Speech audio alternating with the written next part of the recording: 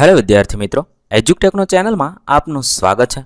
આજે આપણે શીખીશું ધોરણ 10 વિષય સામાજિક વિજ્ઞાન પાઠ 1 ભારતનો વારસો. સામાજિક વિજ્ઞાનના પાઠ 1ના સ્વાધ્યાયના પ્રશ્નોના જવાબની અહીં આપણે સમજ મેળવીશું. તો ચાલો શીખીએ ધોરણ 10 વિષય સામાજિક વિજ્ઞાન પાઠ 1 ભારતનો વારસો.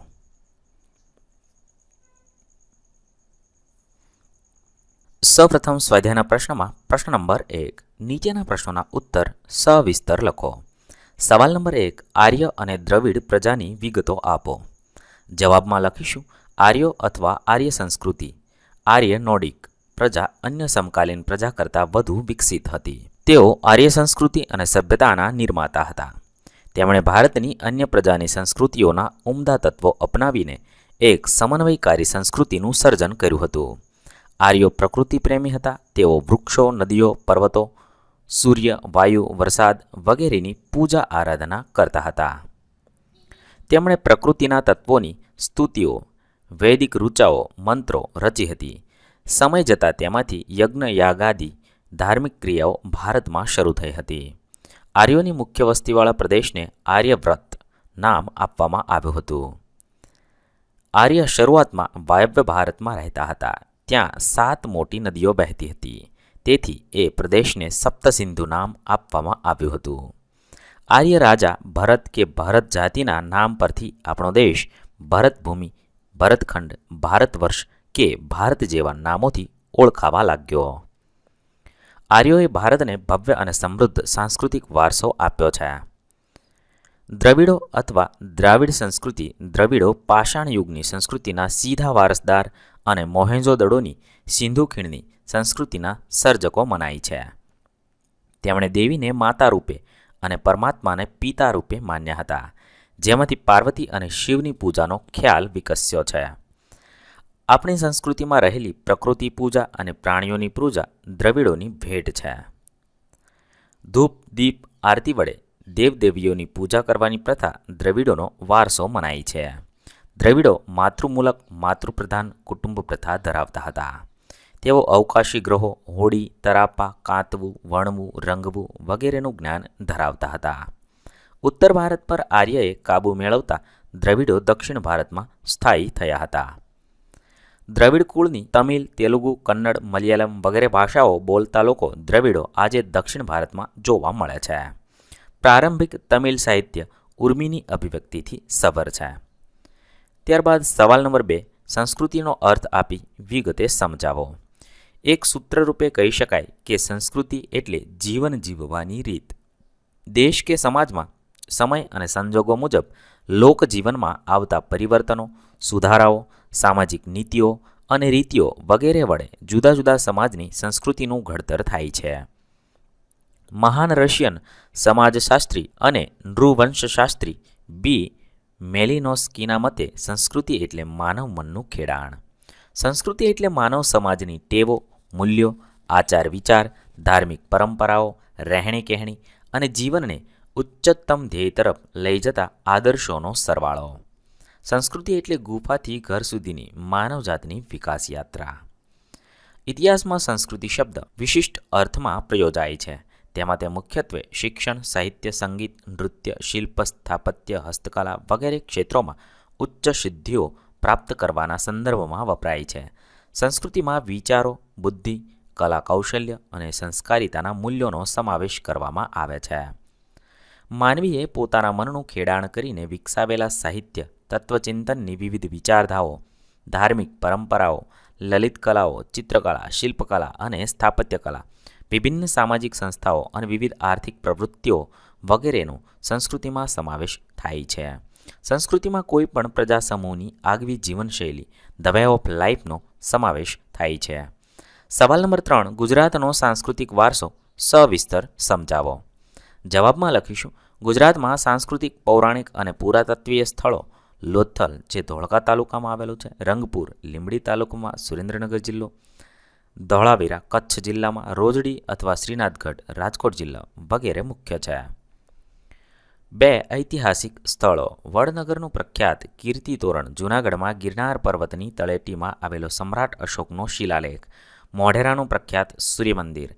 ચાંપાનેરનો કિલ્લો તથા દરવાજો, સિદ્ધપુરનો રુદ્રમહાલય, વિરમગામનું મુનસર તળાવ, અમદાવાદમાં સૌથી મોટી જામા મસ્જિદ, 2 નમૂન ઝૂલતા મિનારા, મનોહર અને બારીક કોતરણીવાળી સીદી સૈયદની જાળી, હઠીસિંગના જૈન દેરા, સરખેજનો રોજો, રાણી સિપ્રીની મસ્જિદ, નગીનાવાડી વગેરે, પાટણનું સહસ્ત્રલિંગ તળાવ અને રાણકી વાવ, વડોદરાનો રાજમહેલ, જૂનાગઢનો મોહબ્બત ખાનનો મકબરો, નવસારીની પારસી અગિયારી વગેરે ગુજરાતના ઐતિહાસિક મહત્વ ધરાવતા સ્થળો છે.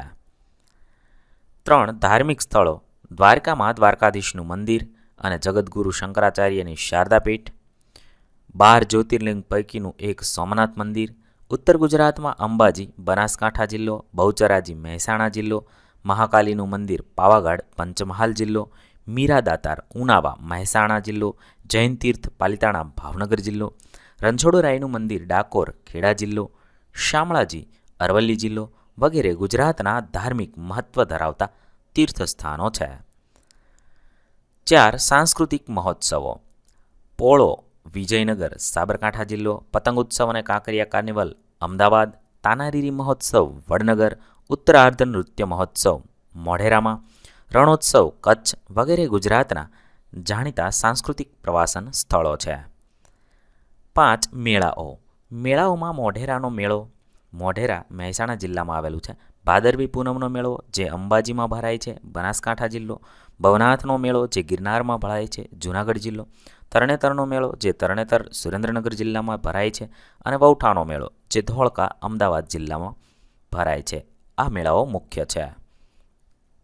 6 બૌદ્ધ અને જૈન ધર્મની ગુફાઓ: ગુજરાતમાં વડનગર, તારંગા, ખંભાલીડા, જૂનાગઢ, શામળાજી, કોટેશ્વર, તળાજા, ઢાંક, ઝઘડિયા વગેરે સ્થળોએ બૌદ્ધ અને જૈન ધર્મની ગુફાઓ આવેલી છે.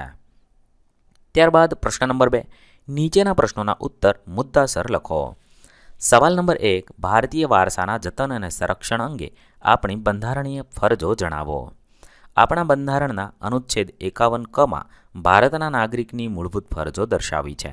તેમાં 6, જ અને ટ એટલે કે 6, 7 અને 9માં ભારતના ભવ્ય સાંસ્કૃતિક વારસાના જતન માટેની નીચેની ફરજોનો સમાવેશ કરવામાં આવ્યો છે. આપણી સમન્વય પામેલી સંસ્કૃતિના સમૃદ્ધ વારસાનું મૂલ્ય સમજીને તેની જાળવણી કરવી. દેશના જંગલો, તળાવો, નદીઓ, સરોવરો તેમજ વન્ય પશુ પક્ષીઓ સહિત કુદરતી પર્યાવરણનું જતન અને સંવર્ધન કરવું. બધા જીવો પ્રત્યે દયા દાખવવી. દેશની જાહેર મિલકતોનું રક્ષણ કરવું. હિંસાનો ત્યાગ કરવો. આપણા સાંસ્કૃતિક વારસાના પ્રતીક્ષમાં પ્રાચીન સ્મારકો તથા ઐતિહાસિક અને ધાર્મિક મૂલ્ય અને મહત્વ ધરાવતા સ્થળોને કોઈ પણ પ્રકારનું નુકસાન ન પહોંચાડવું અને તેમનું જતન કરવું એ આપણા સૌની ફરજ છે. ભારતના પ્રતિનિર્મિત રમ્ય ભૂમિદૃશ્યોની શુદ્ધતા, પવિત્રતા અને સુંદરતાની જાળવણી કરવી એ આપણા સૌની નૈતિક ફરજ છે. સવાલ નંબર 2, પ્રાકૃતિક વારસાનો અર્થ સમજાવી ભારતના પ્રાકૃતિક વારસામાં સમાવેશ થતી બાબતો જણાવો. તેના જવાબમાં લખીશું: પ્રાકૃતિક વારસાનો અર્થ પ્રાકૃતિક વારસો એટલે પ્રકૃતિ, પર્યાવરણ અને માનવ જીવનની વચ્ચેના અત્યંત નજીકના સંબંધોનું પરિણામ. પ્રાકૃતિક વારસો એ કુદરતની ભેટ છે. ભારતનો પ્રાકૃતિક વારસો વિશિષ્ટ અને વૈવિધ્યસભર છે. પ્રાકૃતિક વારસામાં સમાવેશ થતી બાબતો: ભારતનો પ્રાકૃતિક વારસો વિશિષ્ટ અને વૈવિધતાથી ભરેલો છે. તેમાં નીચેની બાબતોનો સમાવેશ થાય છે.